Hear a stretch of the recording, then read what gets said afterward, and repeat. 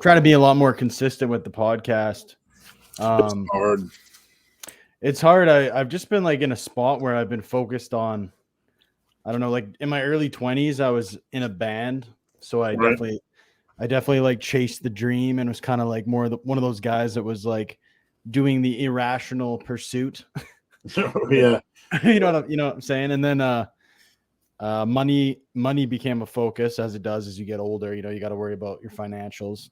And then it got to a point where now I'm like, I almost like overcorrected to the point where it was like everything I was doing was money focused. So like my business, the stuff that I do day to day to make money. And then it kind of just took me away from the podcast. But then I started to just feel, you gotta do things that are meaningful too. It's not always just about the money. Yeah. I mean, like I sell time for a living, with coaching, and I love doing it, but there has to be such a tight structure so I can fit in the stuff I enjoy, or else you'll lose your mind. Mm-hmm. No, absolutely. I'm kind of curious when you first started lifting, was it kind of like when you first started, you knew you wanted to make it a career, or did that kind of come later? Um, I first start. I mean, when I first started lifting in 1986, you want the whole story, like the whole let's go back in time Yeah. Well, to the you posted that photo of you and you're super skinny. And right. it's crazy that you went from that to like like borderline obese power lifter, and now you're who you are today. It's a pretty crazy. You've kind of gone to all the extremes and then found yourself back in the middle. Yeah, I mean, the underlying theme behind all of that was my childhood, and everybody, over focuses on their childhood and the victim stuff. But I really had what I would consider a pretty messed up, upbringing, about as violent of an alcoholic father you can get, and just ridiculous things. And like when I went off, uh, when I was in high school, I was a latchkey kid, and I had two younger sisters. And one of my sisters never went to school. Like, she was like, I'm not going to school. So I basically, in high school, I was kind of the dad for my sisters, if you will. And when I went off to college, I finally had time to play around, and I Mhm. had no responsibilities for the first time in my life. No stress, no alcoholic dad, no worrying about my sisters, So um, there was a nice gym there, and I just started. It was a college of 800 students. It was a small private school, and I was like the only one in the gym. Man, I'm like, I got a playground to myself, and I would always been into fitness and activity, so I really got a chance to play around. And the worst thing and the best thing that ever happened to me was finding Muscle and Fitness and Flex magazines at a small little grocery store in Socorro, New Mexico, because I started consuming these magazines. This was 1986, 87. And I was like all in. Like, this is such a cool lifestyle. And I'm seeing results, and I'm getting stronger every day, and I'm getting bigger every day. So I started to make sure sleep was a priority and eating every 2.5 hours. And, Mhm. classes were like, I'm not going to fucking class. I'm getting my sleep, man. Right. So I really messed up college. And, I don't know. By 21, I looked pretty darn good, but I had ruined my college degree, my college life. So I just basically spent the next 40 or 23 years working shit jobs as penance for that. That's crazy. You had to take on a lot of responsibility in the house when you were younger, just because of the environment that you were growing up in. And then when you got to college and you were free of that responsibility, you probably kind of rebelled, or you took that to an extreme, maybe. Yeah, I mean, I was just a kid, and I was, you're tired of pressure. You're tired of stress. To this day, I have stress issues. I'm not going to lie about it. Like, I do not like stress. I like routine. I do not like chaos and people that bring chaos into my life. And, stepping out where you had no stress and freedom to do what you wanted to do was a really good thing, but it also got me in trouble. Mm-hmm. I would like to go into the when you say you had to work a bunch of shit jobs for 20 years. I'm kind of in the same boat. Like, I didn't have I'm not college educated. Like I just graduated high school and that was it. So I've definitely put in my time at some pretty shitty jobs. Yeah, like what did you like mentally? What kind of place did that put you in though? Because I feel like for me, like I'm almost 30, and I've done all right financially just because I have an entrepreneurial spirit and I've started just basic businesses and done all right. But sometimes you feel like, oh man, I don't really have like a clear path forward. You kind of get maybe jealous of the people who kind of figured out what they wanted to do, or maybe their passions are more financially viable, because that's the thing about lifting. It's kind of a hard thing to monetize. It's an oversaturated market. Especially when you're 55 and ugly. Yeah, but I mean, it's kind of easy to a point because all you have to do is be real and sincere, and not I mean, there's so many idiots in this industry, man. I mean, so many phonies. But can I backtrack? I'll backtrack a little bit, and yeah, absolutely. Like these stories are going to sound weird, and they're even weird telling them, but this is who I was. Like in high school, I would do algebra text. I would do calculus textbooks for fun. I would do matrices, advanced matrices problems for fun during break. I would check out astrophysics books. I think my wife is coming. Yeah, no worries. I would like guys, I'm recording a podcast. The dogs don't seem to care. Baby, I'm recording a podcast. No. I'm keeping this in. It's all good. All right. Okay, so like where was I? You're talking about you were like doing algebra equations, and I got a Tandy computer when I was like 12, a tape drive, and I started programming. And I loved probability and statistics. So I actually started developing programs in my bedroom that would simulate entire sports seasons, statistical outcomes. When I was 15, I got hired by the state of Wisconsin. This is going to sound really strange to the fitness world, but to write a program, job simulation, where people could go in and like at a job center and walk through a simulation.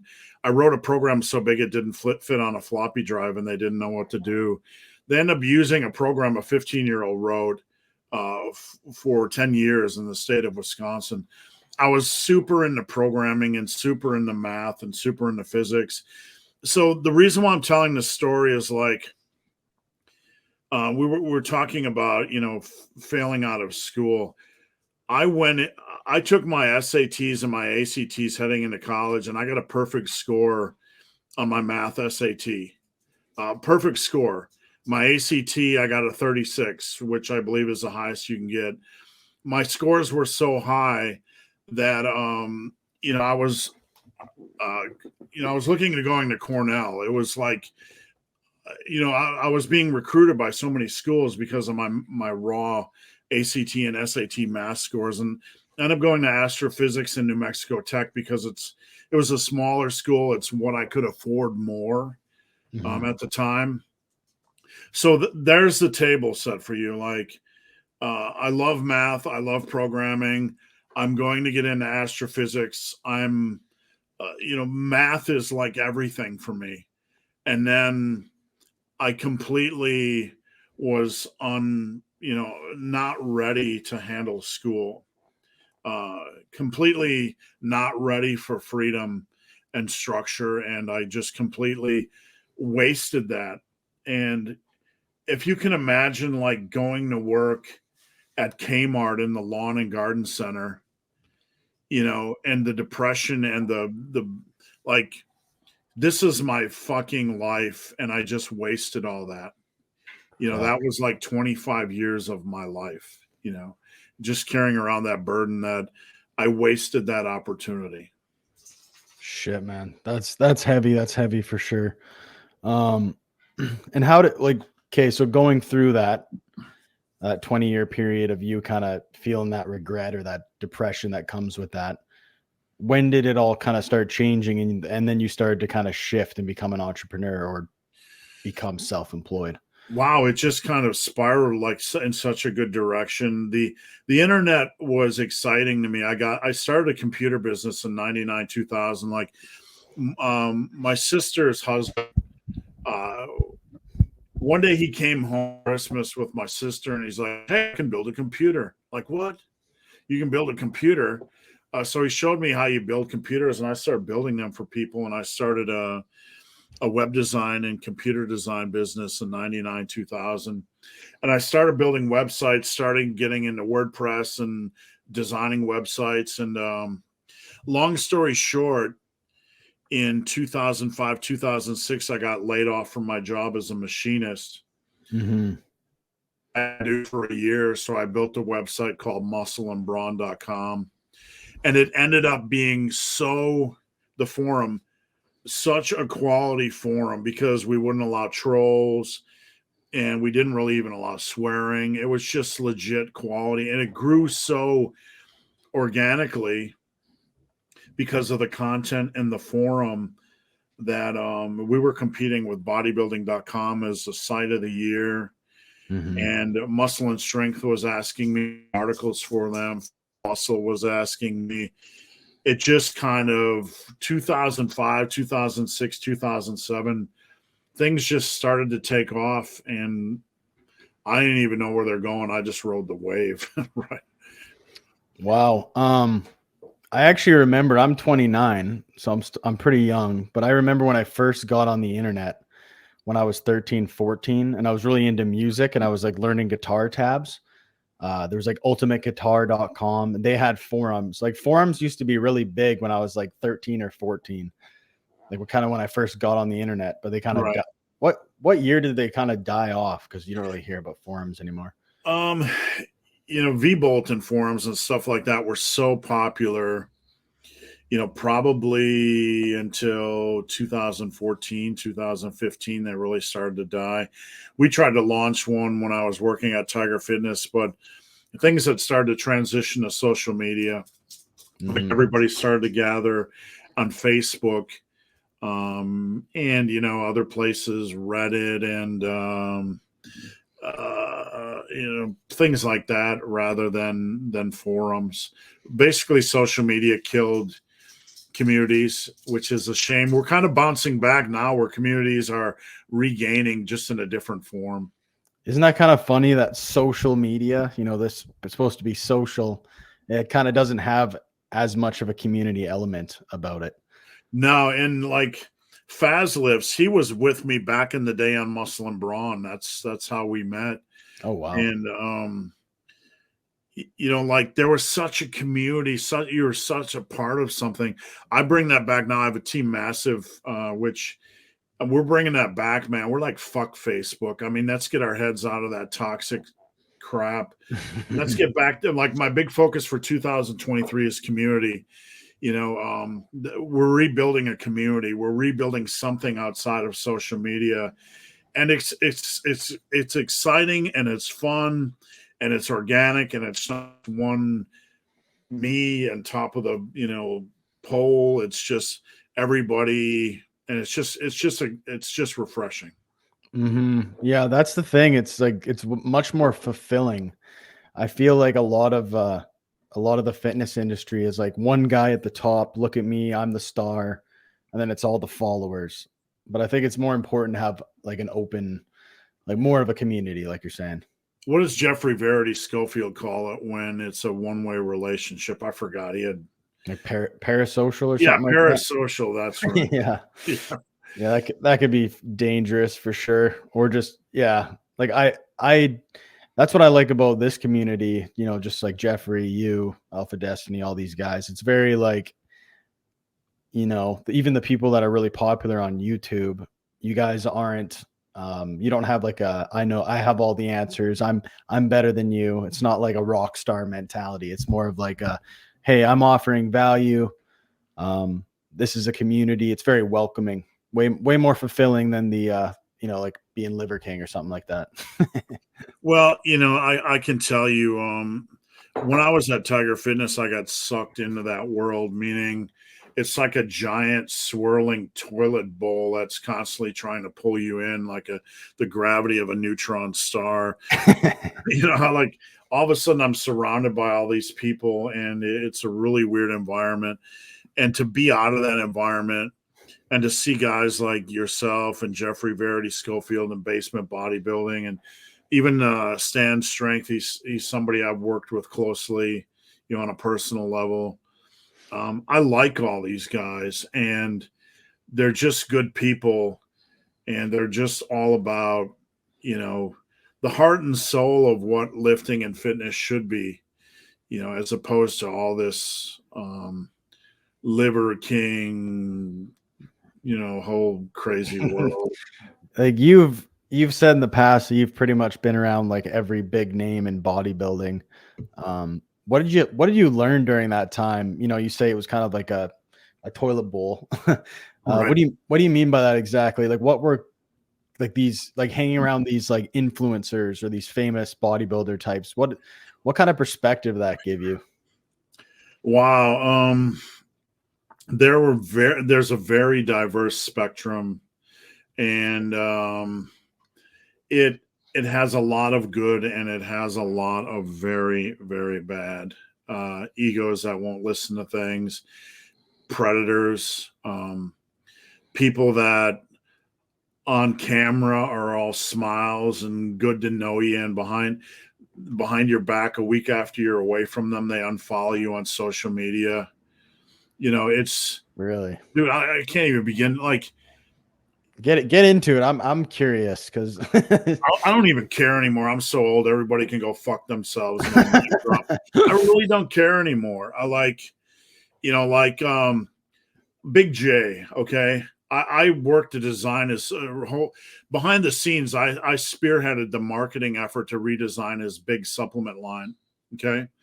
And, I worked with a graphic designer. We came up with a concept. It was in my office. We're in the pits trying to design this big military, police, fire, whatever, thing, this brand. We come up with this amazing brand concept, big. And you can, even a great name, right? And, he comes to train with us. Me and Alan Roberts are training with him. I'm training with Big J. I'm taking Big J out to eat. And this is just my side of the things, in my opinion.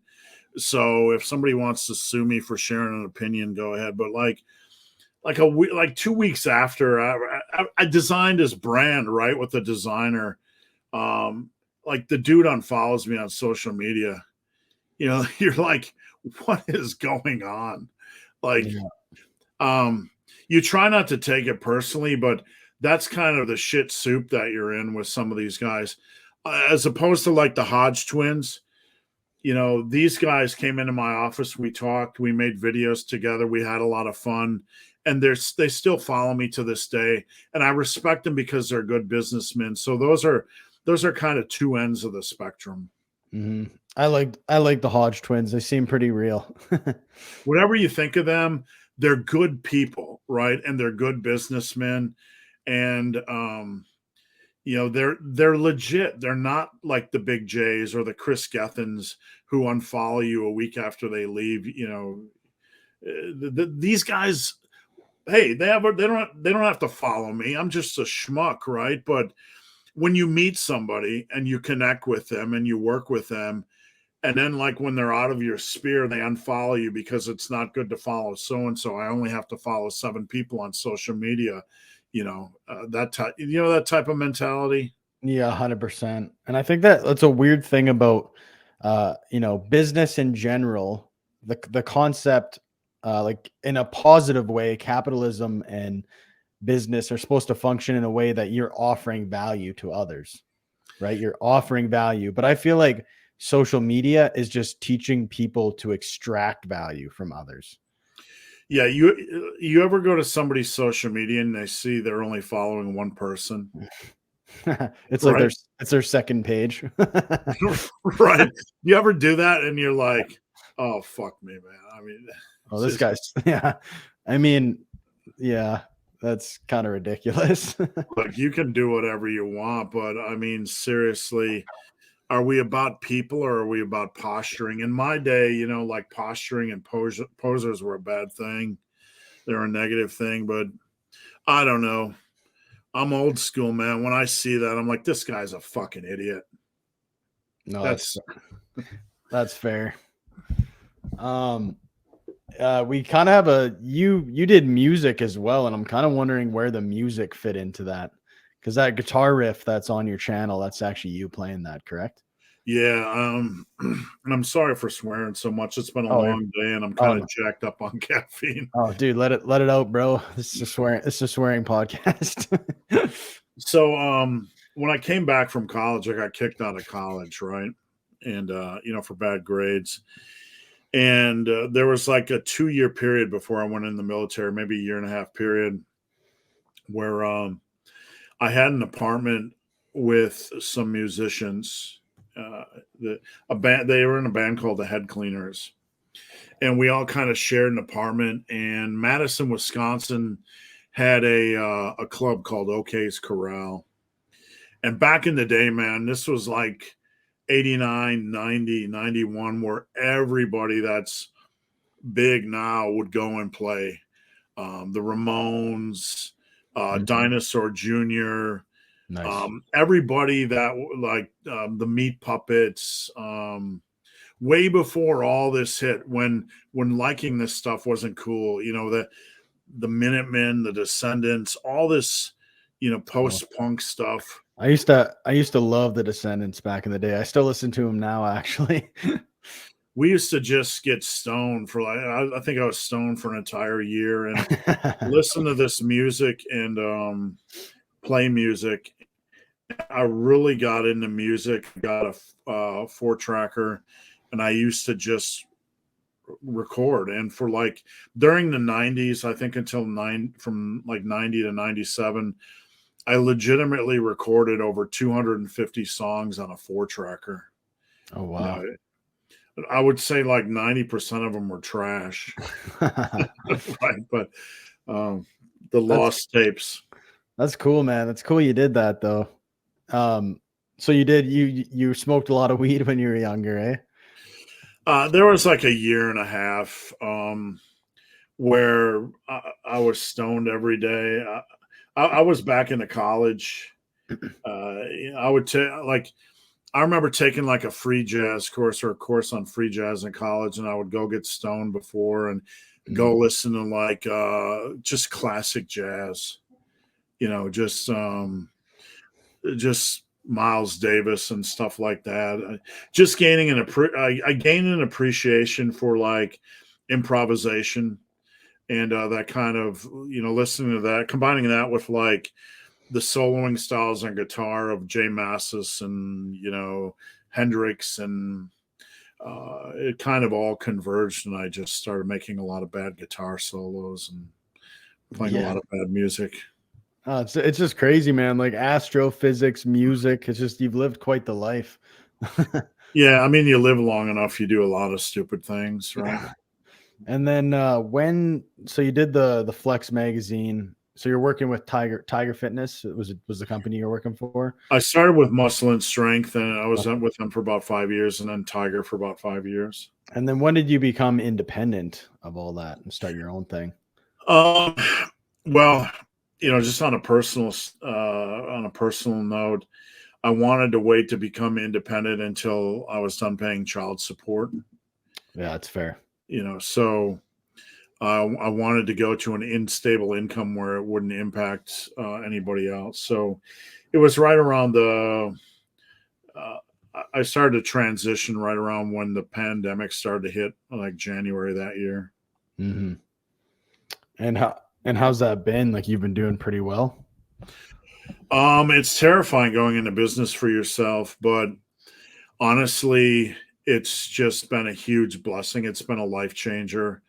Um, I live the dream right now. I mean, just thinking about it and all the amazing people I get to work with and coach for a living. Um, it was a lot of stress right out of the gate because I went financially on my own right when the pandemic hit and they closed gyms. Like, oh, this is great. Thank you. Yeah. I mean, maybe for an online coach, that's actually like a good little opportunity. It was though, like everybody, my business just went absolutely crazy. So it's a huge blessing.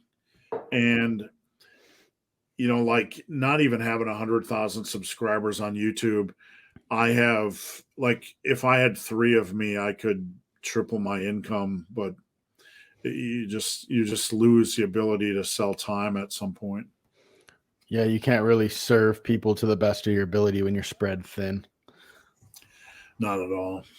That's cool, man. I bet when you look back to those days working at Kmart and you think to where you're at now, you're pretty grateful.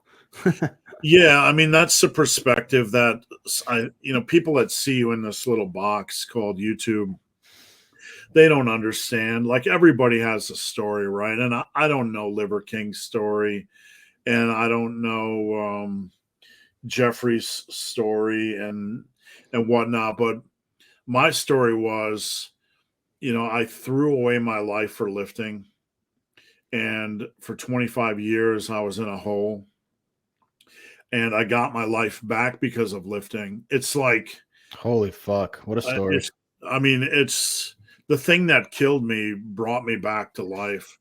And to come full circle and sit here and think like I thought I destroyed my whole life because of lifting, but now I get to do it as a career. It's just a bizarro world. And I'm so thankful. Every day I'm so thankful. I don't ever want it to go away. I'm gonna fight and scrap and be the 70-year-old that's doing this shit, man. I mean, I still have it in me when I go to the gym. Like, I don't feel 55. I really don't. Yeah, that's inspirational because I feel like a lot of people as they get older, like I'm even thinking about my longevity. Like I'm 29, so I'm still very young. But you know, I think about like, man, I want to be doing this for forever, like for as long as I possibly can. And even if it comes to the point where, maybe when I'm in my 60s, maybe I'm not hitting PRs and smashing the weights quite as much, but I'm still doing something active. Maybe I switch over to more running and lighter workouts, but I want to be active for the rest of my life. That's crazy. You've been doing it for so long. Because how many years of total? How many years Well, total? well, really, I got really hardcore into fitness when I was 13, but lifting when I was 18. And I'm 55 right now. We just came off running like 7,500 kilometers in 3 years. And Oh, shit. it's like, if you don't think about age and you keep things reasonably sane, I mean, I'm not a fast runner, man, but like we did looking back, we did some ridiculous things, just absolutely ridiculous. And man, we had the time of our life. I would say the greatest 3 years of my life was the 3 years we ran with my wife. Mm. Um, and I miss it. I do. I mean, I miss the amount of time, but running Scotland, running Australia, running everywhere all the time, 2-3 hours a day. It was like just living in a dream world. So you were traveling all over the world and just finding cool little trail spots, doing trail running? Well, we took a trip to Scotland. We were filming our documentary 96 Hour. Actually, not sure if you've seen the first hour. I edited it myself, but we went to Scotland on vacation. We went to Australia on vacation. We ran while we were over there. So that's a documentary you made. Is that on your channel? Where can I find that? I have I'm trying to edit it myself, and the first hour is done. Um, so I don't want to give away the whole goal was to see if we could go from from couch to a 96-hour run in a year. And obviously COVID messed that up a little bit, but we have the first hour of the documentary done, and I think it's pretty darn good for. So just to clarify, you were running for 96 hours straight. Is that what you're talking about right now? Well, the goal was to see like an endurance run is like you don't run 96 hours straight. It's more like how far can I run in 96 hours? Oh, okay. So, I was like, you'd probably die after. yeah, like you ever see these like David Goggins run 100 miles, right? That's well, what I'm they thinking. don't run 100 miles straight. Right? I feel like I'd literally have cardiac arrest before that. Just from they sit down and eat and take a dump and maybe rest for an hour. It's like no one's that. I mean, maybe the person that ran it in 17 hours didn't stop, but even them, they stopped to eat and stuff. You can't keep going. Mm-hmm. Would you say that running in general, because it seems like that's a pretty big thing for you, it's something that you have integrated into your life, like as far as like even in your intro to your YouTube, it's you running. Is that still like a pretty big thing for you? I wish I had more time for it now. I really do. Like my buddy Faz, I don't know, he's like a son or a brother or whatever, both. I think he made a comment about, I don't know, a lot about lifting, rage lifting or something like that. And I believe Paul Carter once said that, lifting isn't therapy. And I respect both of those guys. But for me, without lifting and running, they're my therapy 100%. All the stuff I've had in life, like all the things I've been through and processed, you can't just wash them away. So when I get out on the trail, when I get in the gym, it's like a time to process and relax and let go and de-stress. And running, man, is like a new level of challenge. And to be able to go out there, like I liked running when I was in high school. I was on the cross country team. And I think one time I ran it and I thought that was the greatest thing in the whole world. Right. And now to wake up, and you're like 53 and you just did a 52-hour run and you're like, I want to do more. Like, I just want to do more. I want to do more because I haven't found the end yet. Right. I ran 3 summers. We tried to do 350Ks in the heat of July. It took me 3 attempts and we did 350Ks in like 4 weekends and I finally got it. And then we moved on to 100K. And I haven't found the end of hell yet, man. I haven't found. That's fucking awesome. I just don't know if I'll ever have time to do it. I wish I did. Yeah, it's crazy, man, because someone like you lift a lot, you lift heavy, you're a strong dude, you got a ton of muscle, and then you're also running like doing these extreme distances. And it doesn't seem to affect you like from a like, does it bang up your joints quite a bit? Do you get like back pain, hip pain? Because a lot of people like to fear monger, if you run too much, you're gonna fuck up your knees and your hips and whatever. Yeah, well, here's what I learned. And for reference, I've had one of the top running coaches in the world, Gary. If you've ever seen the Barkley marathons, check out the documentary on YouTube. And anyway, one of the top running coaches in the world, and I don't think he knew what to think of me. And everybody's like, the Christmas story where you'll shoot your eye out, kid. You know what I'm talking about? Where everyone's like, you're going to shoot your eye out. Yeah, but you just keep doing whatever. One thing I found is like 35 years of tendon strength and connective tissue strength. I might not be fast, but I don't get injured. Right.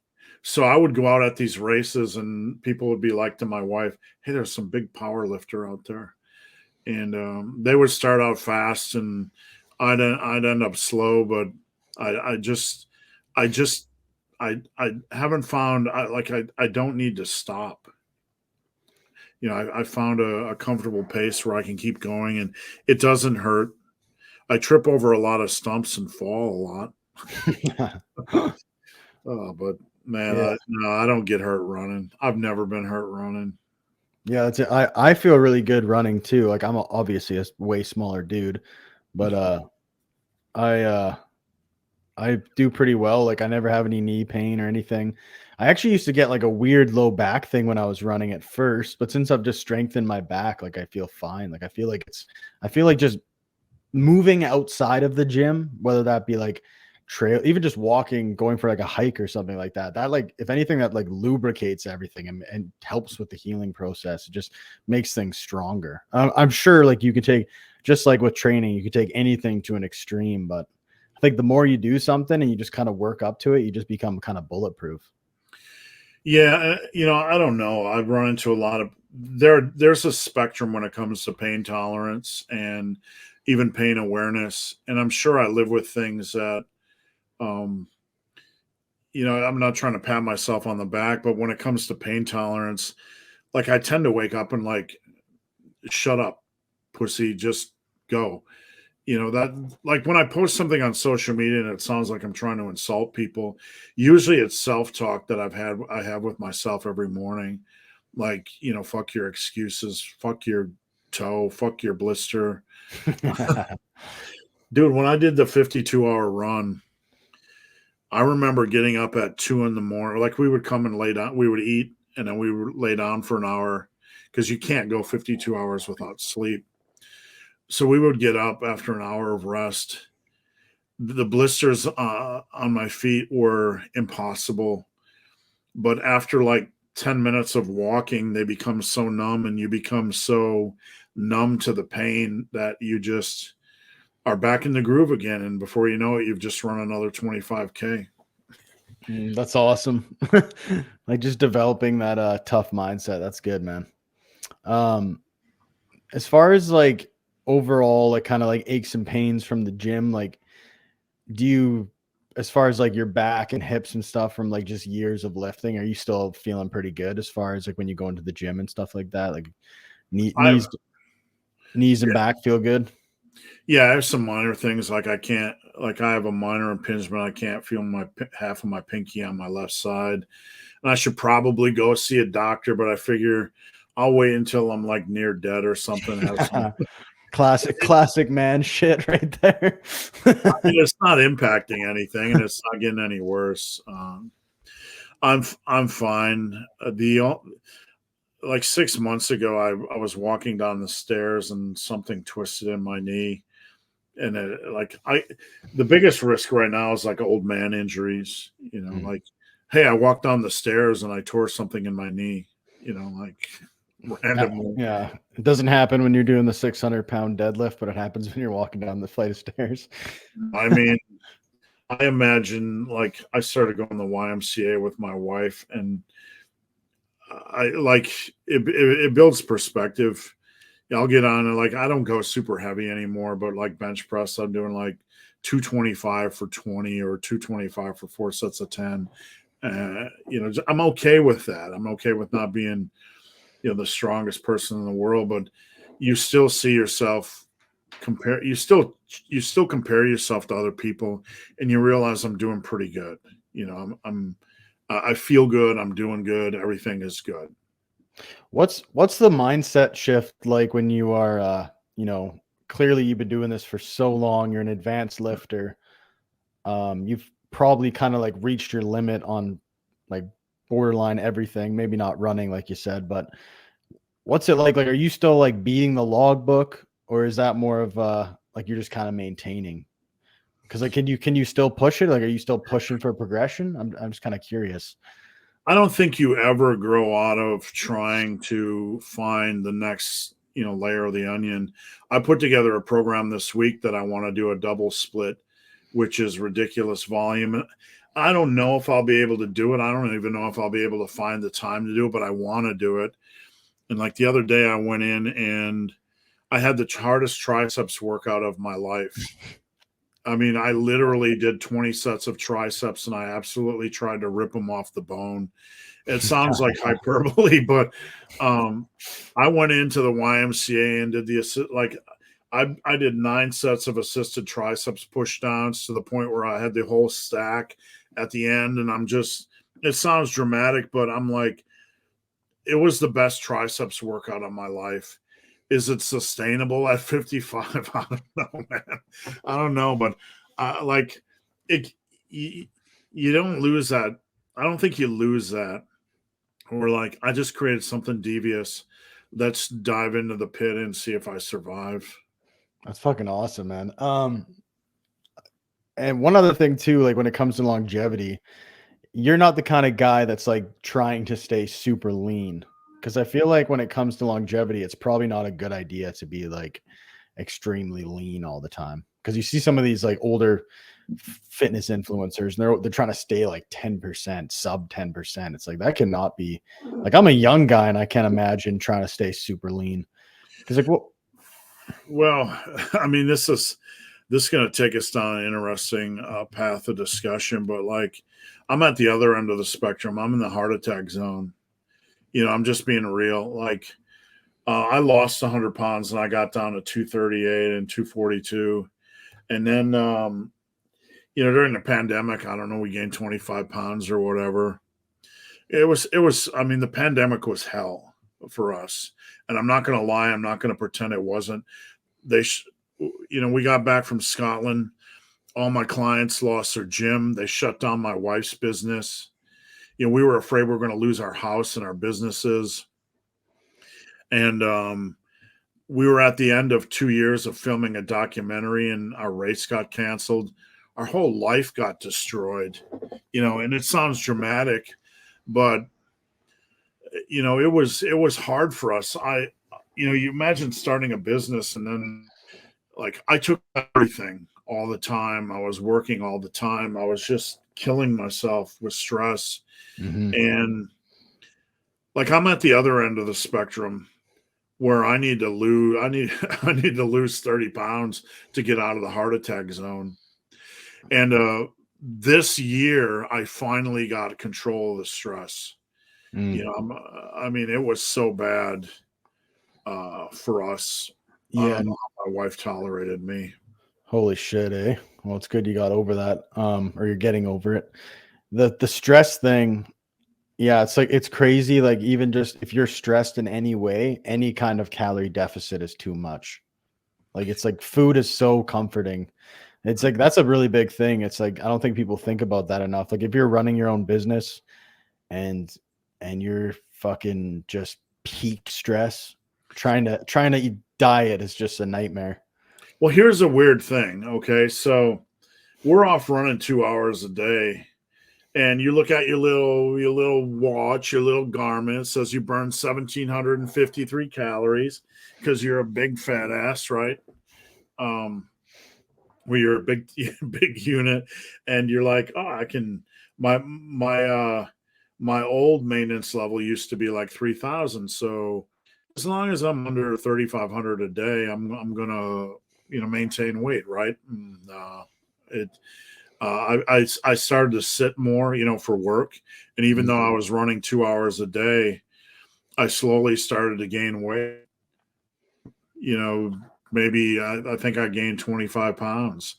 Um, during the time I was running 2 hours a day, and it wasn't like we were binge eating. Mm. Because you are pretty particular with your food choices, it seems. Like you focus on high quality whole foods. Like during the pandemic, were you kind of like going out drawing outside the lines a little bit when it came to picking maybe some more Oh, not so good foods? dude, it was tough. I mean, I'd say we eat really, really healthy, but when we are eating healthy, but at night it would get to the point where you just work 12 hours and you're tired and we want to just watch a movie and Grubhub, you Yeah, know, eat some ice cream. get a pizza, eat some ice cream, and again, you're running 2 hours a day, so you think you're going to be okay, but it kind of slowly catches up to you. When you say the heart attack zone, what do you mean by that exactly? Like what kind of body fat percentage would you say that is? Because Well, when you sorry, oh when no. you look at longevity statistics, and I did articles like on this when I was at Tiger Fitness, but men over 250 pounds tend to lose about 7 years off their life. This is pure mortality statistics. It doesn't look at quality of life, doesn't look at whether they exercise or whatever. Um, Basically, just the heavier you get, the shorter you live. So you get to like over 240, 250 pounds, and you risk losing 7 to 10 years off your life. All you need to do is, if people doubt this, they need to look at NFL players or wrestlers, and everybody's quick to be like, oh, they're just abusing steroids or whatever. And like, come on, the heart has to sustain more mass, and it struggles with that over 240, 250 pounds. So that is really the heart attack zone. Once you get over 50 in age and you are over 250 in weight, you are every day is a gift. You better count every day as a gift because you're in the heart attack zone. Anything can happen. Shit, man. So even I have heard this before. Even if someone, is highly muscled, it doesn't necessarily the body composition doesn't really matter. It's just if you're overweight in general. Nah, look, it's been a rough 2 years for me. My good friend, my friend David Clark, he was an alcoholic and he lost 100 pounds and he went on to become a vegan and he became one of the best 100-mile runners in the world. He has books out, David Clark, Broken. Um, he died at 52 just randomly from a random surgery. Bud Jeffries, are you familiar with Bud? That sounds very familiar, and I think because you've talked about him. I'm not Bud 100%. is Yeah, Bud is like one of these old time strongmen. I trained with him in the parking lot of a YMCA in Louisiana, just bending steel and doing strongman things. He died in the last 2 years. Jerry Ward, who I've met, died in the last 2 years. All these bodybuilders have died in the last 2 years.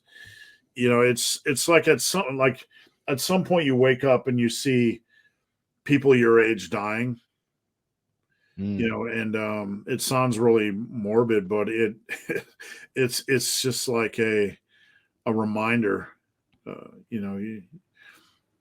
Like what's your strategy? Like how do you prioritize your health? Like what does that look like? For me, like I'm still in my 20s, I'm about to be 30 here. So like death isn't really on my mind yet. Right, yeah, Right. yeah. So like I can imagine your perspective being in your 50s, seeing your buddies pass away, and that makes you kind of think about your own mortality. And just like the health choices. Like I always try to because when you're a lot of guys in their 20s, they'll be bodybuilding and maybe they're bulking a little bit too aggressive. They're eating ice cream, pizza, they're eating like shit, but they don't care because they're getting strong. So even these people that are doing like bodybuilding and strength training who might be in health and fitness, they don't necessarily give a fuck about health, or they're not prioritizing that. Well, we kind of think like if we exercise that everything's okay, but the heart still has to maintain mass, right? So the heart begins to struggle the older we get. So, you really need to keep your body weight probably under 220, uh, optimally. And people will say, "Hey, I'm a tall guy. This doesn't apply to me." Yeah, it does. If you look at statistics of tall men, they die younger. So there's something going on here where we have to understand that the heavier you are, the more mass your heart has to support, and that's generally not a good thing. So to answer your question, my strategy is when I get up, I'm thankful. I mean, you're thankful, and I actually, do you know Brains and Gains podcast at all? Yeah. Yep. I I was listen just to it. talking to him this morning, straight out of bed on DMing on Instagram. He's like, "You're only 55, man." I'm like, Yeah, you'll understand one day. So, first thing I do is I'm thankful for every day, Mm. and second thing is I just try to do the best I can, like anybody else. Yeah, like I don't know, it's because you're running, you're keeping your heart healthy. I mean, like I would say a guy like you're kind of like the epitome of as far as like you're in the top 10%, right? Like maybe even top five, top 1% of your I guess for your age, not that that's, but even just in general, as a man, Right. seem like you're taking really good care of yourself. So it's hard to imagine you dying of a heart attack.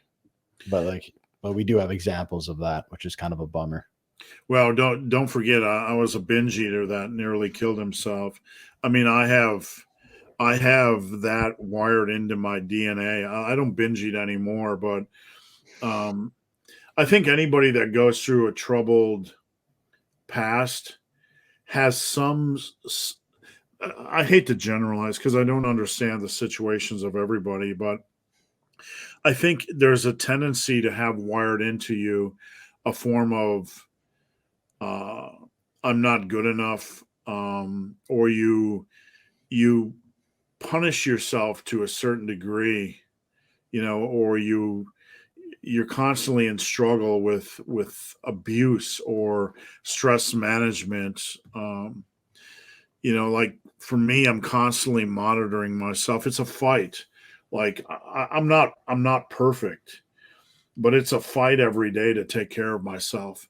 And I think the only reason I've accomplished the things I've accomplished is because I fight back. I know I'm in a fight. And this is some pretty heavy stuff, but I don't handle stress well. Um, I don't want to become an alcoholic like my father. I fight back, and I think that's probably the only reason why I haven't gone completely off the rails, man. I don't know. No, that makes sense, man. Yeah, it's crazy how big you got. Because like, how much did you weigh at the top? Like when you got really obese, when you're Three powerlifting? 346, and I can remember those 3 to 4 months well when I went from 308 to 346. 3 to 4 months. Oh my god, man! I remember you were telling some story. You're at like eating a pizza somewhere, and you felt, what was that? Something happened to you. Some sort of Well, you ever get a Charlie horse, right? yeah, yeah. You're talking about that. It was like all over your body. Every muscle and everybody. I literally couldn't move like this, and every muscle would just Charlie horse, complete cramps, debilitating. Fuck, man. And that was that kind of the wake up call. Um, well, I was peaking for my meet, and it was like a week away. And at the time, only 80 or 82 power lifters in the history of lifting had hit a 2,000-pound total. And I wasn't going to hit a 2,000-pound total, but I was going to have a chance to hit 1,900. So I'm not putting a needle in my ass, So I think that was pretty good, right? Um, Mhm. and I was real close to that, and I was squatting with chains, but I was hitting 645 doubles really easy with chains. I could have maybe hit 5 or 6 or 7, gun to head. So I had a chance to hit a 700-pound squat, a chance to hit a 750 to 800-pound deadlift, and a chance to hit like a 430, 450 bench. Holy shit. Things were just rocking, and at the worst possible time, like all this stuff fell apart. And when you get all these cramps, my buddy said, I hope you understand that the heart is a muscle.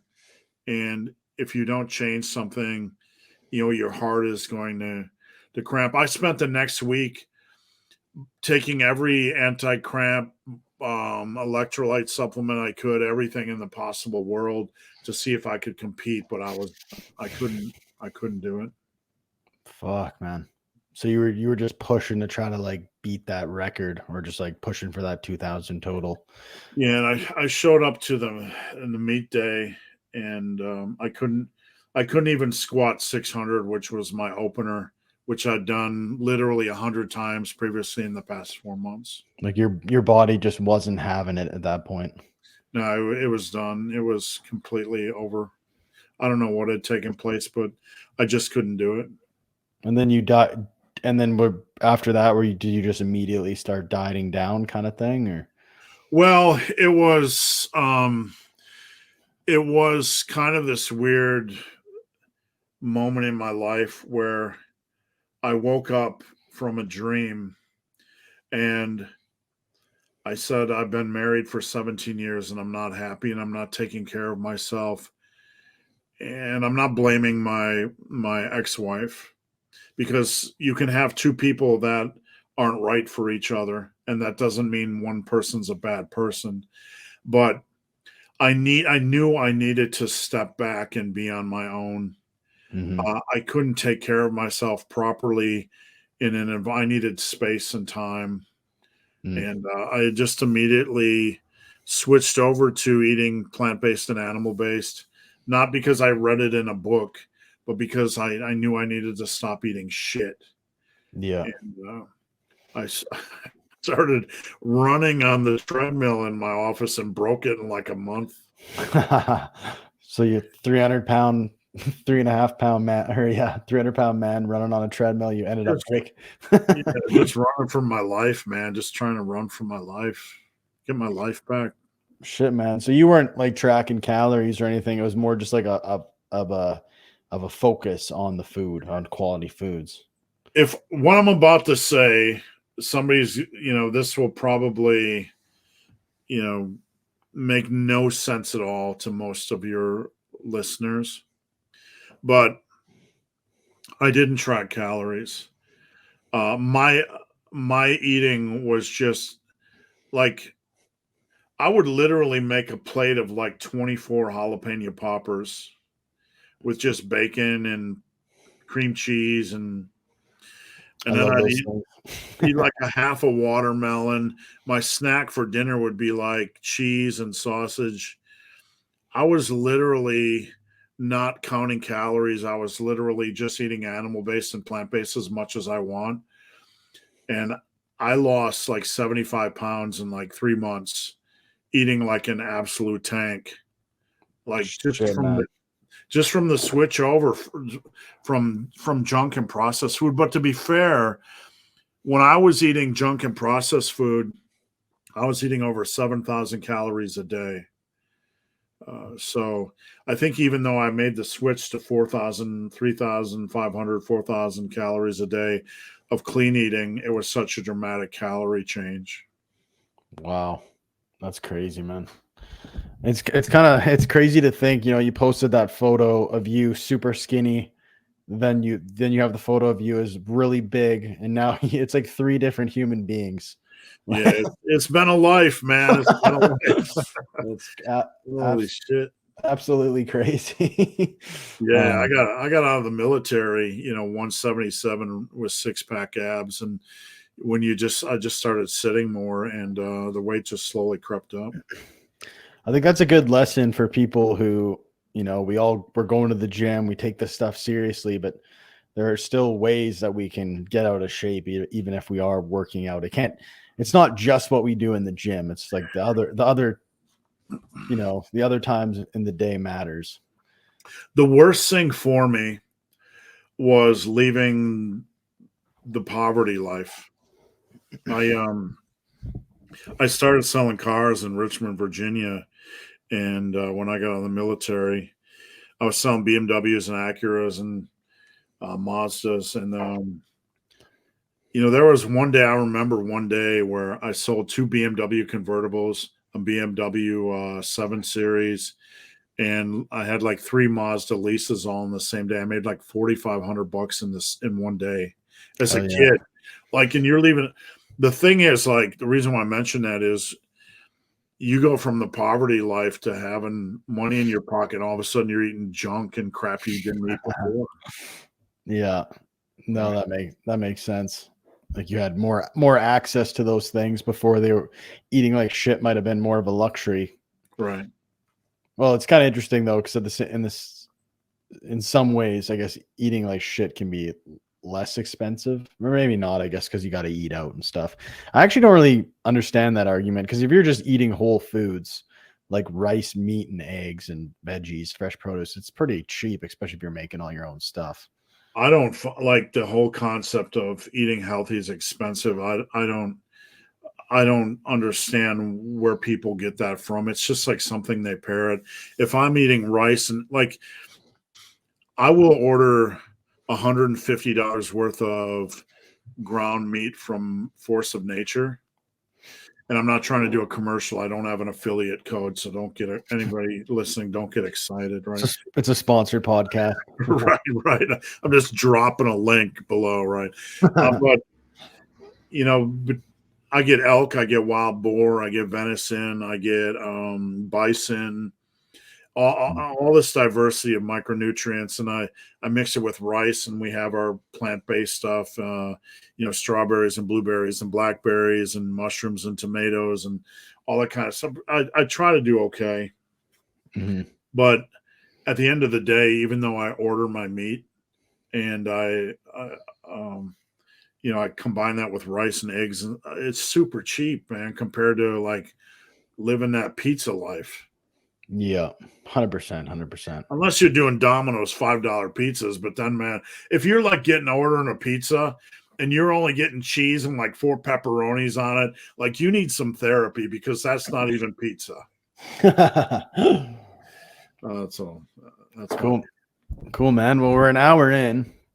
We've had a lot of personal talk, which I appreciate. I did want to talk a little bit of training, even though it's kind of like it was kind of funny with basement bodybuilding. We talked for the first hour. We didn't talk about training at all. And then we just talked about a little bit of training. No, I'm really good at derailing. Like, no, but that's what I like, though. I feel like, you guys, you're always talking about training. Basement bodybuilding is always talking about training.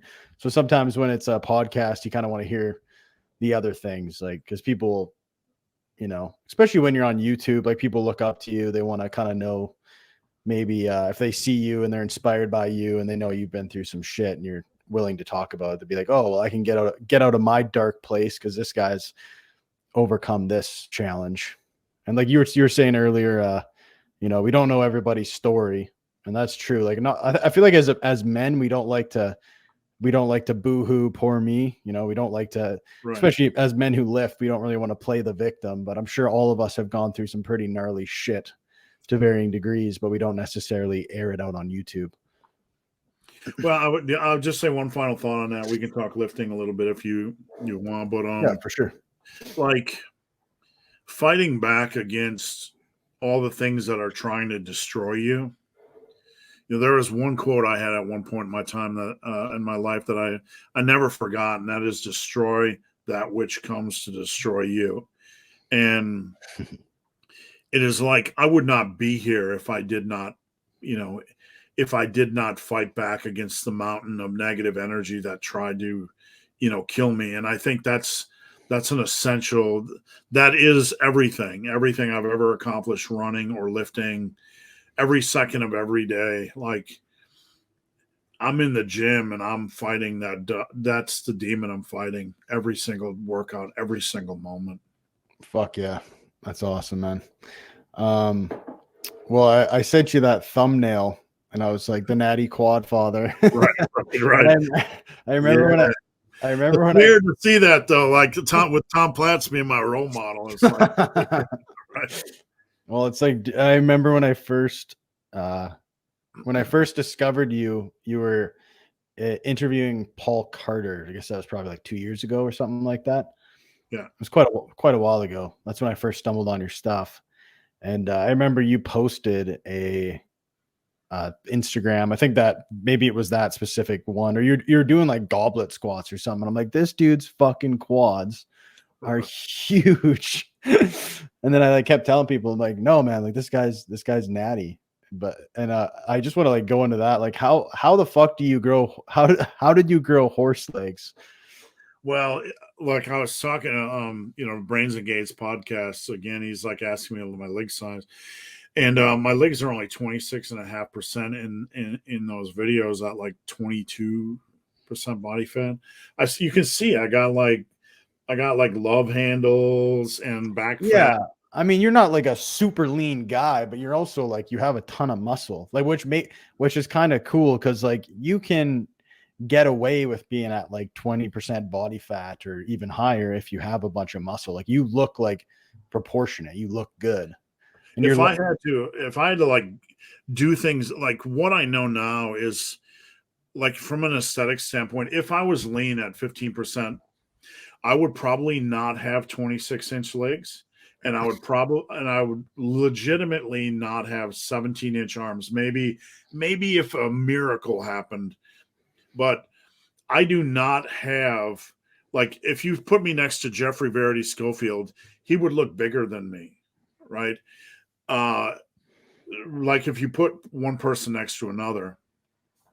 So size wise, I have uh, aesthetics, I guess you could call it. Like my triceps are so massively, they look like legs, and my legs look like, like dinosaur legs.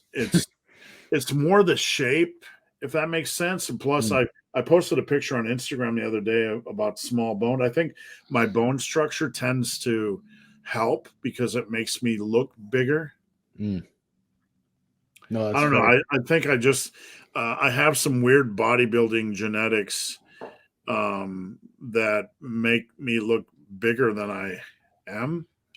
Mhm. Right? I don't And know. I know everybody always kind of like obviously like the things people post on Instagram and stuff. It's we try to like post the most flattering pictures and videos, and I'm sure like most of the natural guys, if they just took a photo of them, like were relaxed, like not trying to like look super good, like maybe wouldn't look as impressive, but you can still tell. Like even if you have the perfect lighting and you can still tell like those look fucking big. Um, Yeah, I mean, I don't know. I posted a picture of me and my wife in autumn on Instagram, and you can tell I'm not that big, dude. Like compared to like the photos, right?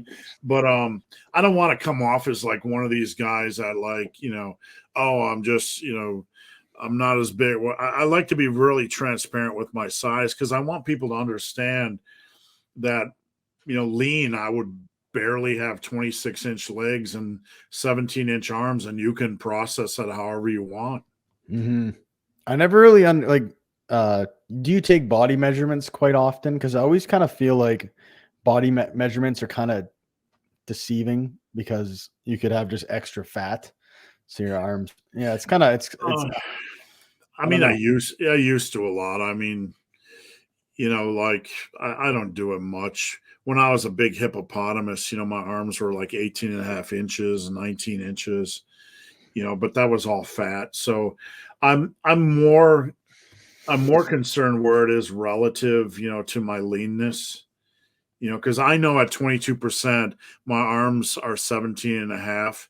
And that's probably what Jeffrey Verity Schofield's are at 15%. Right. Mhm. So I know if I was leaned on at 15%, I wouldn't even have 17-inch arms. So that's all I care about, where I would be lean. Cool, man. Cool.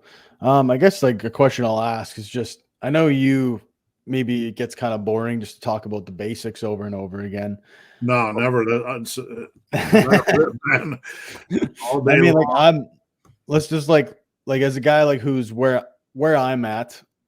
Um, so say someone's like more of like an intermediate lifter, which I feel like a lot of people who follow you would be get beginners and intermediates, maybe some advanced guys as well. But let's just say you're kind of like a beginner slash intermediate lifter, and you're just trying to pack on as much weight as possible. Sorry, as much muscle as possible. I know you're a fan of like slow bulking. You don't, not to overdo the bulk. You have a lot of videos on that. What are kind of just the main big blocks, like main points you would hit on? Well, when with bulking, first, what I'm trying to do is get people to tighten their shot group. Like, let's return everyone to a place of reason. Let's not get you gaining weight too rapidly. So we get you in a place where we can sustain for a while without you turning in mammal, right? Or some big giant land beast, right? American. So, right, we want to get, I tell people we want to gain about 10 pounds of weight on the scale, and then we have to do a reassessment period. So 3, 4, 5 months, I don't care. We want to kind of contain that weight gain, and then we want to start to focus our training on plus one's progression. Not when I feel like adding weight, but when the progression indicators say you should move up in weight. So if we get people to that stage where they're slowly gaining weight in a sane level, and we get them where they're going to follow the progression approach, then they're going to start to, the muscle building process is going to start to really take place. Now, I've posted some video or some photos lately on my Instagram of clients that follow that simple protocol. Mm-hmm.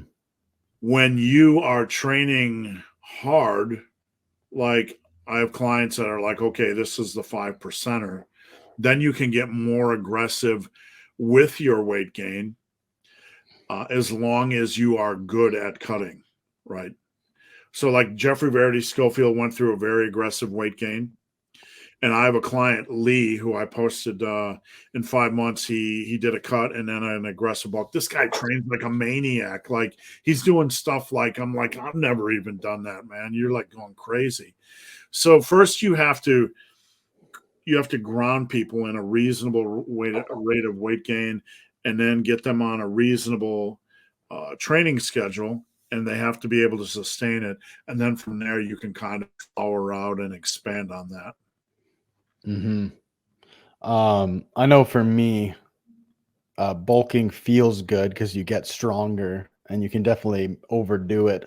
I'm actually working with Faz right now, and I'm trying to like. I'm sorry. He's actually training my wife, so I'm just kidding. I'm doing like where I'm not tracking my calories. I'm just using my morning weight as, my rate of progression or whatever. Just making sure like my calories are in check. Just focusing on protein. But yeah, like I'm trying not to, like I have a tendency to overeat. Like I'm hovering around like 190 right now. And naturally I'm a skinny kid, just like you. I was very skinny in high school, like borderline, like I was anorexic looking. You also have a good beard. You could be my son. Fair enough. And then I bulked up to like 210, where I was just so aggressive, just kind of like my first bulk, like eat big to get big, brother. Like, and then eventually, like I remember I went on a snowboarding trip and I was like putting in my bindings and I couldn't even like bend over. I'm like, okay, I'm like breathing heavy. This is the point of no return. Yeah, this isn't good. But I think what that did to me a little bit is it like kind of brought out my inner fat kid a little bit. So now that when I've cut back down to like the 180 mark, and Faz actually told me, like initially I was like, I'm gonna cut down to like 10%. I even posted it on my Instagram. I should just keep all my goals to myself from now on, because if I don't hit them, I don't look like an idiot. But Faz was saying, like you should just, you're not fat right now. You look good. You should just focus on like a nice lean bulk and just get stronger. Because like focus on putting quality muscle on. And I was like, oh, you don't need to tell me not to cut. If you want me to lean bulk, I'm down. But there is a tendency for me to overeat. So I just have to be like very cautious and just like. That's one of the pitfalls of bulking is you almost have to be more. This is going to sound odd to some people, but you also almost have to be more disciplined on a bulk than you are on a cut, because a cut, the mission, right? Yeah. But on a bulk, it's like, hey, boom, all of a sudden you're like 6 weeks into it and you've gained 12 pounds, and you're trying to tie your shoes, and you're like, I want my mommy, things aren't going too well. Right. Yeah, that makes sense. Because when you're cutting, you have a clear vision. When you're bulking, you're like, oh, well, I'm bulking. I can get away with that. And it's just like that little bit extra. And it's just unnecessary. You're just rather than helping, you're just hindering your progress, because then you're just going to have to cut sooner. And I don't like, I was telling Faz, like, I don't want to get stuck in this bulking and cutting cycle forever. I know you talk about it. Like one of the videos that you put out that really opened my eyes was, hey, if you do a lean bulk for 10 months, nice 1 to 2 pounds per month, then you only have to cut for like 2 months out of the year, right? You can kind of clean things up. And I'm like, yeah, that makes way more sense. Like set yourself up so you don't have to be cutting all the time. I know it sounds daunting to think about cutting, for 6 to 8 weeks out of the year, but look at the average person on planet Earth. They're constantly in the diet phase. So to introduce some sort of a structure in there where we gain 10 pounds, lose 10 pounds, gain 10 pounds, lose 10 pounds. A 10 pound cut is, if you do it right, it's like over in no time. Yeah. Both Faz and I are really big on aggressive cuts, get them over with. Mm-hmm. So I don't know. It's it depends on goals. Like if you want maximum mass, you're going to have to do this at some point. If you want moderate mass, that's cool. Adding 10, 12 pounds of muscle is nothing to sneeze at, right? You're going to look better. You're going to look sexy. I might even want to give you a hug. Right. You look good, man. So. Yeah, like my goal, like I'm pretty determined to like pretty much maximize my genetic potential without with the caveat that I don't want to like sacrifice my health, because technically I could probably become like morbidly obese and then maximize my muscle gain, but then it would be I can teach you how to do that if yeah, but like just I want to gain a ton of muscle, and I had to take an objective look at my lifting numbers, and I'm like, dude, my squat is pathetic. My bench is pathetic. Like my lifting numbers aren't. There's a few lifts where I'm like, oh, I'm pretty strong at that. But then it's like, a 2-plate squat is super challenging to me. So I just feel like I'm in a spot where there's so much room for me to grow when it comes to like strength and like progression. The best thing you could do is not over worry about squats and deadlifts, and don't invest too much time in them. Invest your time in the other lifts. I think we tend to like, we're so over consumed with squats and deadlifts. I love the lifts, but they can suck your time. They can suck your lower back health. Yeah. And, I mean, we can end up spending 50% of our workouts on warm-ups and squats and deadlifts. Yeah. See, I don't do that. So just to clarify, like, I do like a very like high bar, like quad focused squat. I don't do conventional deadlifts. I do like RDLs. I'm still focusing on like, because my goal is hypertrophy, like, dumbbell bench press, like just all these movements. I just want to get stronger at the hypertrophy movements just in general. Yeah. I totally get that though. Like this like weird obsession with squat, bench, and deadlift. I don't have that at all. It's more of just like, for me, it's like I was very like the hack squat guy and the leg press guy. And now I'm just trying to like, I'm just trying to work on my strength a little bit. But with the goal of hypertrophy, not I don't do it like in a powerlifting way necessarily. That's kind of weird too, because that's actually a conversation I had with Basement Bodybuilding yesterday. It's like this obsession with strength, but at the end of the day, you need to get stronger to get bigger. So it's like this. It's just like this is a conversation that never ends. This nuanced conversation. Oh my God, it never ends. Like, don't train for strength, but you got to train for progression. It's like, what the fuck does that mean? Like, I'm a smart dude, but I'm just like, well, what does that look like? Like, to me, it's like +1, beat the logbook. Well, if you're trying to get everything you can, like when I wrote my book, Massive Iron, way back in the day, like the premise, it was like, if you maximize every set, you maximize every workout. If you maximize every workout, you maximize your progress, right? Okay, little Johnny, it's very simple to understand, right? But if you maximize every set, you're going to progress and get strong, and I never set out to get strong. I just kind of set out to, things are different. And it's going to sound like, I remember when I talked to Bald Omni Man, he like thanked me for not talking about my generation. We did, this shit, and you kids are all sacks of crap. Right? But I had the benefit of having a limited information pool, and everybody back in my day trained like a freaking maniac, right? So hard work was like these discussions. Work harder than last time, right? Like, what does hard work mean? What can you define what hard work means? How can we quantify what hard work means? Like, Yes. Jesus Yeah. fucking Christ. I mean, excuse me. Like in my day, like everybody worked hard, so it wasn't.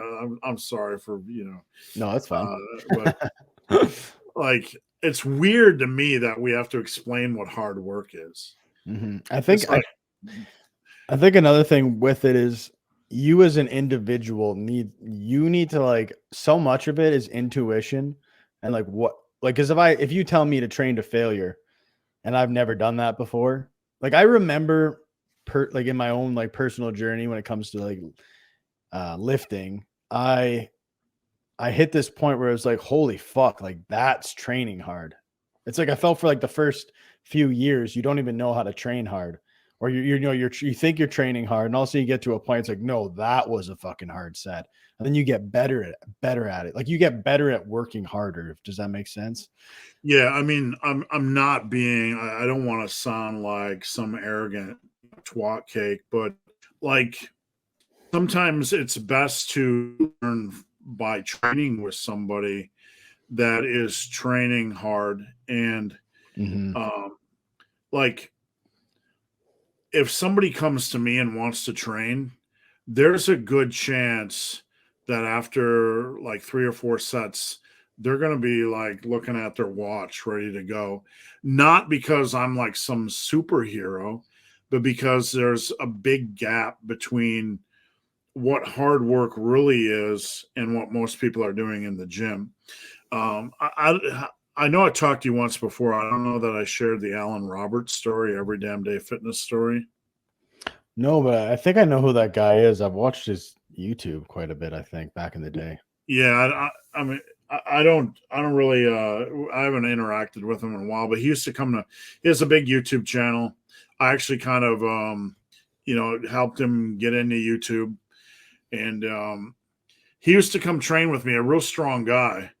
But there was a leg workout where he wanted to do a full leg workout with me. And after squats, he was ready to tap. And I'm like, no, now we got to do lunges, superset it with box jumps and then leg extensions. And then we're going to do leg press. And he tapped out and he made a video like, I trained legs with Steve and I nearly died. Right? So, like, there's the hard work thing. There's a lot of value to training with somebody that is a couple tiers above you because you can kind of gain a perspective on what hard work really means. And if I can just say one more thing, ramble on, go to your commercial gym and get the machine chest press, something with a plate loaded, the assisted triceps push down, or the seated cable row. Start with like the 4th or 5th plate on the stack and do it for 8 quality controlled reps. And then wait 45 seconds to a minute, move the stack up heavier and do that and keep going until you can literally not complete 8 quality reps. And if you can get to that point, then you have a taste of what it means to train hard. Like I'll give you an example. I went to the YMCA to train because my wife likes to work out there. They had an assisted tricep push down machine. You know which one I'm talking about? When you say assisted do you mean like a machine like your elbows like this and you're just doing that? You're pushing down against like pads, and it's almost like you're doing a dip, but you're sitting. Oh yeah. I know what you're talking about that. Yeah. So I had like 110 on there, and I did 10 reps. I'm like, oh, this feels pretty heavy. And then I'm like, I did 130, and then 150, and then 170, then 190, then 210, then 230, then 250. Right. But the point is, like at 110 by 8, it felt like I couldn't do any more, but I literally could do the entire stack. So you don't really know until you put gun to head. I'm going deep. Yeah. No, what's a really good lift that I actually didn't start introducing until after I think it was the last time we talked, or just in general, you talk about the overhead press, the seated overhead press barbell. Right. I never really did it overhead pressing because everyone was telling me, oh, you don't need to do overhead pressing because your front delts already get a bunch of work and you don't necessarily need to do that. But that's like one of my favorite lifts now. You actually just put a video out about that, saying how, overhead pressing, people are like shitting on it because you don't really work your rear delts or whatever. But for me, like overhead pressing, like that's just like a great compound movement for the shoulders, because you don't really have any other options for just like a isolated shoulder movement, or whatever you want to call it, like a compound movement that's focused on the shoulders. Look, everybody is so like they want to pinpoint things. Like I want to pinpoint this muscle. Like I do a bigger picture. What are the big movement patterns? Okay. Yeah. Let's do everything for every movement pattern. Let's use a bigger, more holistic approach to building muscle and strength. Let's hit all the major movement patterns with multiple weapons, and trust that if we're hitting all the major movement patterns, the horizontal push, pull, vertical push and pull, horizontal push and pull, hip hinge, squats, that sort of stuff, you're going to get big and strong. That's kind of the basis for how I approach things. Mm-hmm. And even just like, I know like people hate the word like functional, but like you'd think like if you were to just do like all the main movement patterns and get strong, you're gonna have a way more functional body if you're, rather than avoiding like a specific, if you're never doing any kind of overhead pressing, like it seems like you would be less functional, even though it's like kind of a meme at this point. The overhead press is just badass too. So I don't know. It's just a badass lift to get strong at. Yeah, and I feel like what I really like about pressing movements is it's just like failure is failure. I feel like with rowing or any kind of pulling movement, you can always do a little bit of range of motion, but with an overhead press, like the last reps, like I've literally had reps where I've like stalled right here for like 5 seconds and I slowly come up, and then you get that lockout at the top. It's just very satisfying. Yeah, that's it. Like with pulling exercises, you see a slowdown of speed, and that's really form failure or mechanical failure. Yeah, it's always like a technical failure, or just like range of motion is just nothing at the end. Yeah, and you can still kind of mojo it or English it a little bit and get a sloppy rep where you can't really, like, even at the end of a push press, you can't really get that next rep up. Mm-hmm. Hey, when are we going to talk about Liver King? Oh shit, eh? I'm just kidding. Is that what I fucking have avoided talking about him? It's just like that whole thing. I don't know, man. It's just like, I'm just kidding, man. It's just like, of course, like I can't believe people are even surprised by that. I don't think anybody was surprised by that. It just is what it is. No, I mean when you prop up the when the court jester climbs up on top of the mountain, we just all wait for him to fall. It's just all part of the natural, the story of life. It's part of it's part of a good story, right? Mm-hmm. We don't even have any malice, we're just waiting for the final chapter of the story to play out. When is the grand liar, going to fall? For sure. I guess we'll wrap this up right now, but one thing we can say, or one thing I just want to talk about, is at the beginning of this conversation, I was saying, like the fitness industry is oversaturated. But at the same time, you brought up the fact that like so many of the people in the fitness industry are fucking, like, there's so much scam artists. There's so many scam artists out there, just fucking bullshit. So what would you say to people that want to be involved in the fitness industry? Like, what could they do to like avoid those pitfalls? The best advice I can give for you, number one, and this is what I tell everybody that wants to get into any form of YouTube at all, because that's what I make my living off of, is to, number one, know what you don't know. Like, what are you passionate about? Just stay in that lane. Stay in your lane. I don't know shit about foam rolling, prehab, rehab, and stretching and all that kind of stuff. So I don't speak on it, right? It's okay not to know everything. You ask some of these clowns, like, hey, could you give me some advice on, like, all of a sudden they're experts on cooking or sex or yoga or whatever. Number one, know your passion and stay with your passion, and that's okay, right? Number two is it's hard to just say be yourself when you're on camera all the time, right? Because you have to be a refined version of yourself. I can't be like, I have to be self-aware so I'm not more boring than I normally am.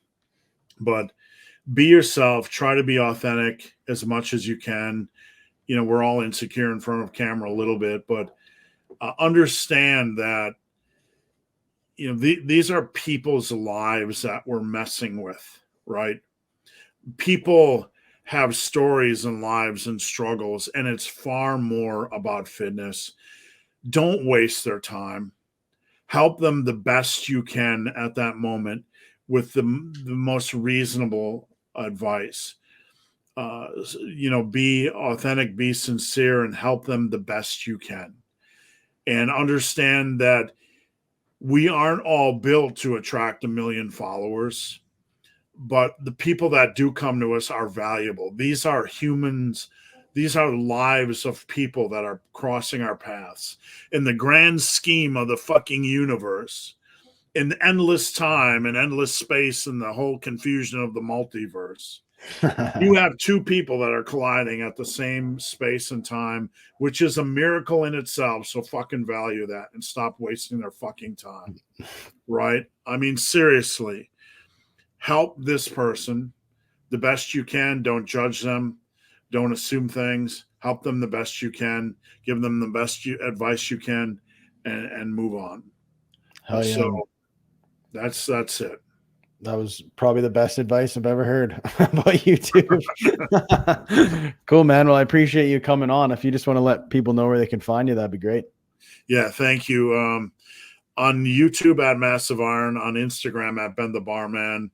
And that's really about it. I don't really give a shit about Twitter. Sounds good, man. Well, you have a good rest of your day. Thank you.